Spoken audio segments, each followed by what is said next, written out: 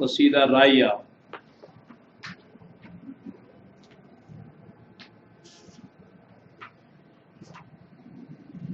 بسم اللہ الرحمن الرحیم، شعر نمبر 8 ہے۔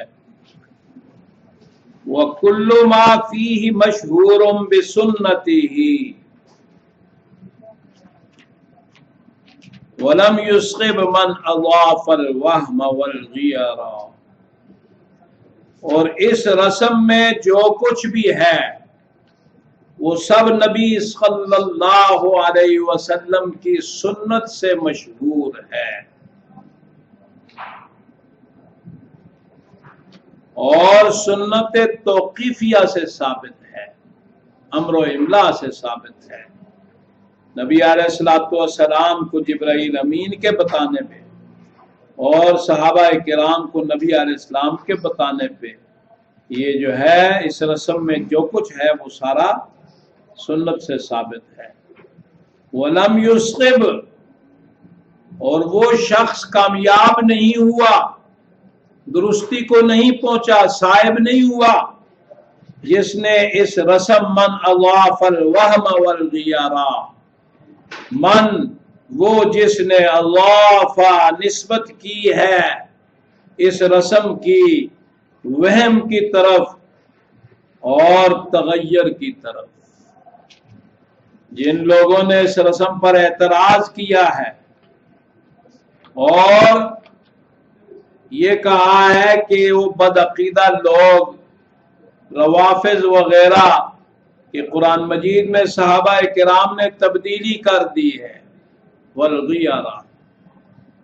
کہ جو آیات اہل بیت کے حق میں تھیں ان کو نکال دیا ہے،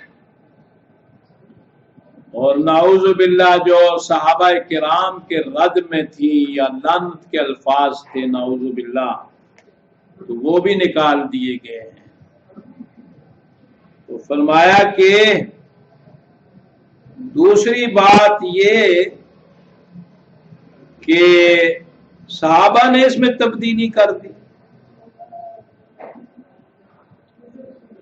یا صحابہ کتابت کے فن کو نہیں جانتے تھے، اس وجہ سے انہوں نے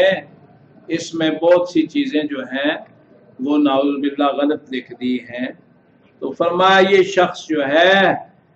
یہ درستی کو نہیں پہنچا ہے، اس نے بالکل باطل بات کہی ہے، غلط بات کہی ہے، اس لیے کہ اللہ رب العزت کا فرمان ہے لا یأتیہ الباطل من بین یدیہ ولا من خلفہ، اس میں نہ سامنے سے نہ پیچھے سے نہ چھپ کر کوئی جھوٹ داخل نہیں ہو سکتا ہے۔ دوسری بات یہ جو کہتے ہیں کہ اس میں عبداللہ ابن مسعود رضی اللہ تعالیٰ عنہ، ابی ابن کعب، سیدہ ام المؤمنین عائشہ صدیقہ رضی اللہ تعالی عنہ، سیدنا علی کرم اللہ وجہہ، ان کے مصائف میں جو کچھ تھا وہ اس میں نہیں ہے۔ تو فرمایا یہ بات بھی غلط ہے، اس لیے کہ ان مصائف میں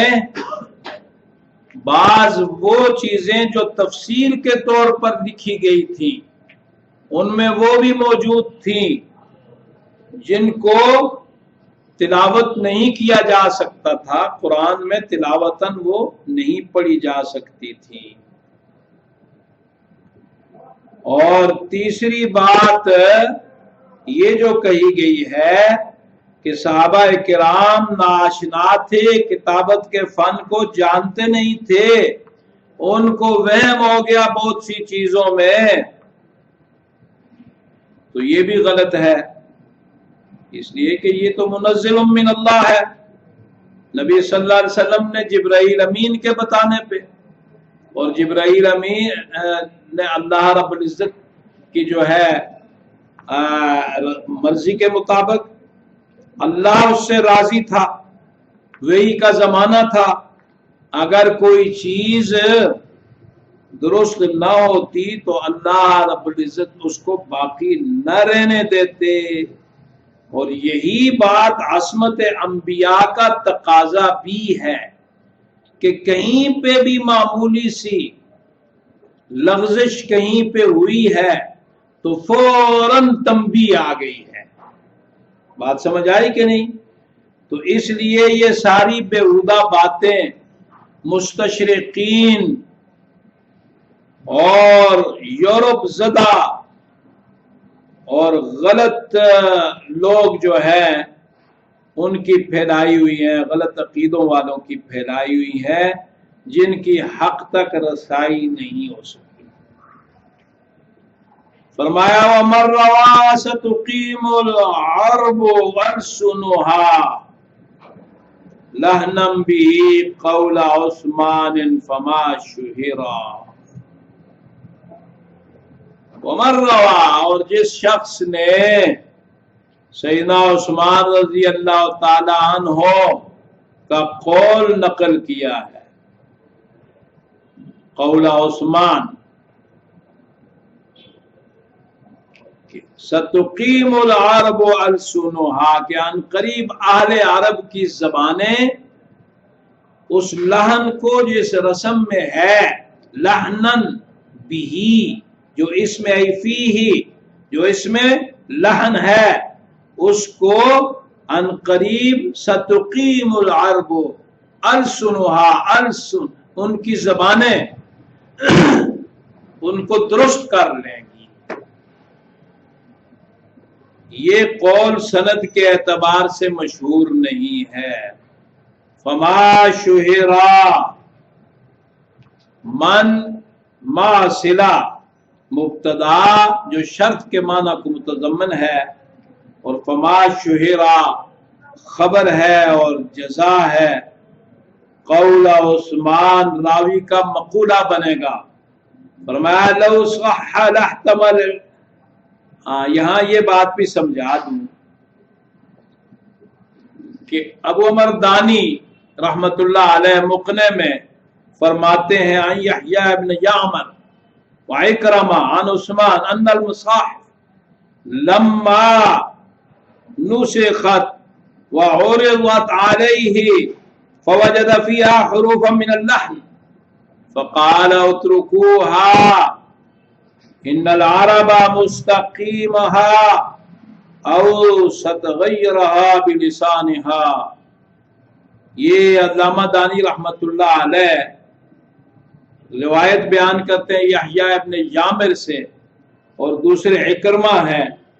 کہ انہوں نے یہ کہا کہ جب سیدنا عثمان ابن عفان رضی اللہ تعالی عنہ پر قرآن لکھنے کے بعد پیش کیا گیا تو انہوں نے اس میں لہن دیکھی، اس میں کہا کہ اس میں کچھ غلطیاں ہیں، لہن ہے، اور ان کو چھوڑ دو، عرب جو ہے ان کی زبانیں ان کو خود درست کر لیں گی.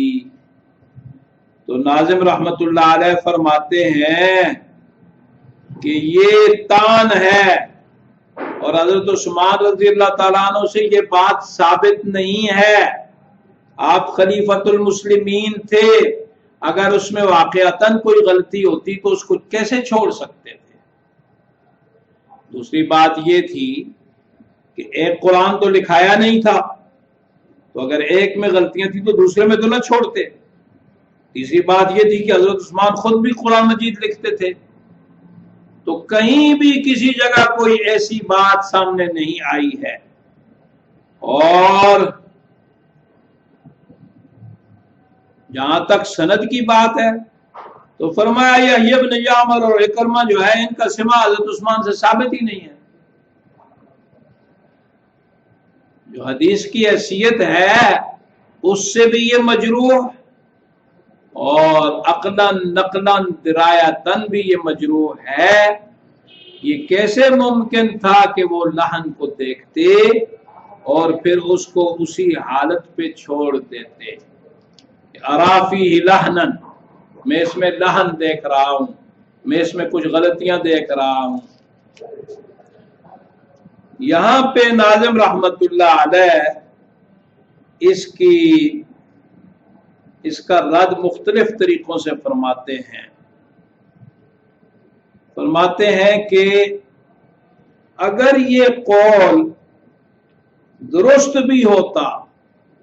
اگر اس کو تسلیم کر لو کہ چلیں ٹھیک ہے، لو صح لاحتمل الایماء فی صور فی کلحن حدیث ینثر الدرر، فرماتے ہیں کہ اگر بالفرض فرض کر لیں کہ حضرت عثمان کا یہ قول جو بیان کیا ہے یہ صحیح بھی ہے، تو تب بھی یہ رسم کی حذف و زیادت کی صورتیں ان کی طرف اشارہ کا احتمال رکھتا ہے۔ لا احتمل، البتہ احتمال رکھتا ہے، الایماء، اشارات جو ہیں ان کی طرف، کون سے؟ فی صور، اس میں جو حذف اور زیادت کی مختلف شکلیں ہیں، فی اسم کلحن حدیث ینصر الدرر، لحن حدیث کی مانند جو موتی بکھیرتا ہے۔ مقصد یہ ہے کہ جس طرح یہ کہا جاتا ہے خیر الکلام ما کان لحنا، بہترین کلام وہ ہوتا ہے جس میں اختصار ہو، جس میں ایجاز ہو، جس میں اشارات ہوں، جس میں کنایات ہوں۔ ایما ما کان فی لحن، تو یہاں لحن سے مراد اشارے ہیں جس میں کہ اشاروں کے طور پر عجیب و غریب معانی کو وہ بکھیرتا ہے، تو اس لفظ سے یہ مراد ہے، یہ نہیں ہے کہ اس سے غلطی مراد ہے۔ جس طرح قرآن میں آتا ہے وَلَا تَعْرِفَنَّهُمْ فِي لَحْنِ الْقَوْلِ، لہذا لحن سے خطا مراد نہیں ہے، لحن سے عمدہ کلام مراد ہے، لحن حدیث کی طرح۔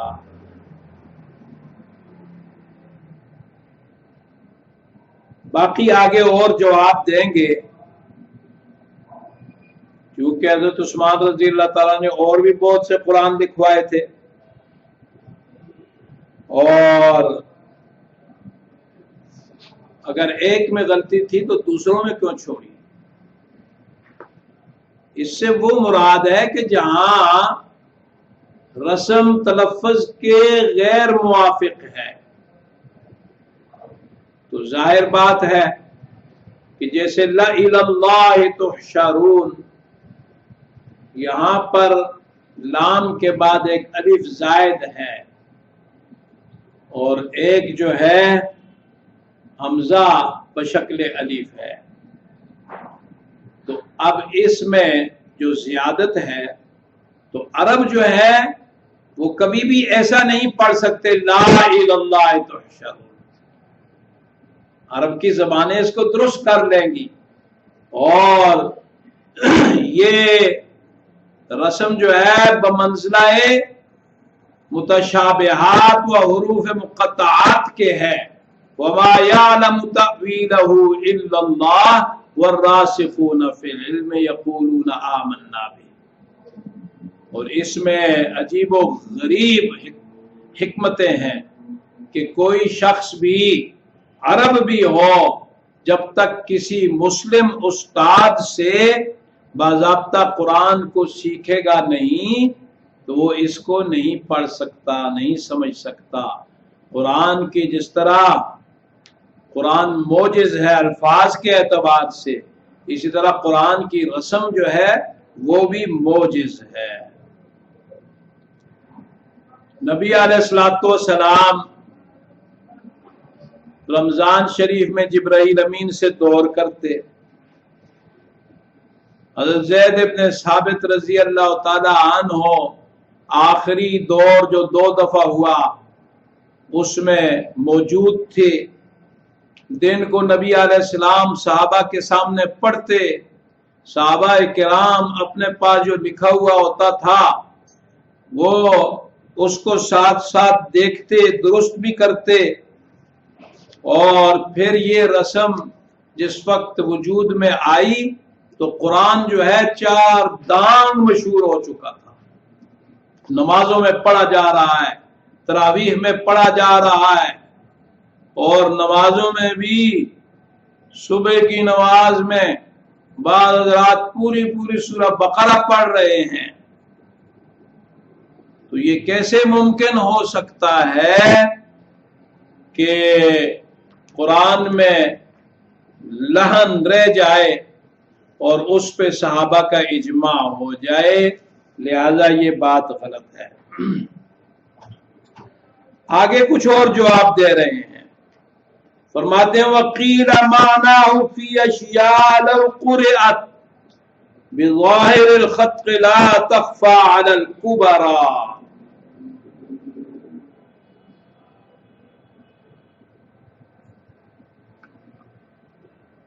یہاں یہ جو کہا معناه فی اشیاء، اس کی تقدیر ہے انی ارا لہنا فی الفاظ، یہ حضرت عثمان رضی اللہ تعالیٰ عنہ کا جو قول ہے اس کی طرف اشارہ کر رہے ہیں۔ اس کا معنی جو حضرت عثمان نے کہا کہ میں اس میں لہن دیکھتا ہوں، یہ بات بھی کہی گئی ہے کہ اس کا معنی یہ ہے کہ وہ الفاظ کہ اگر ان کو ظاہر خط کے مطابق پڑھا جائے تو خطا ہوگی، جو بڑے لوگوں پر مخفی نہیں، پوشیدہ نہیں ہے۔ لا تخفى علی الکبر، یہ وہ کلمات ہیں جن کو نیچے خود بیان کر رہے ہیں۔ لَأَوْضَعُوا وَجَزَاءُ الظَّالِمِينَ لَأَذْبَحَنَّهُ وَبِأَيْدٍ فَافْهَمِ الْخَبَرَ، اس روایت کے معنی کو سمجھ لو۔ فَافْهَمِ الْخَبَرَ، لَأَوْضَعُوا میں دیکھیں کہ 2 الف لکھے ہوئے ہیں، ایک لام کے بعد ہے، اس کی طرف اشارہ ہے۔ اسی طرح جزاء الظالمین، یہاں پہ واو حمزہ بشکل واو مرسوم ہے، اور اس کے بعد ایک الف بھی ہے۔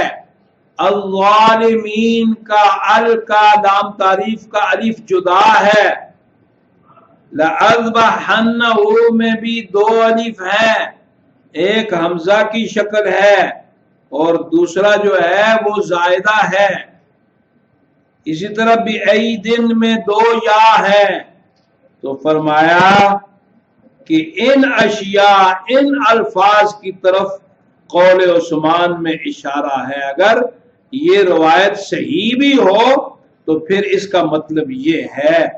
کہ ان کلمات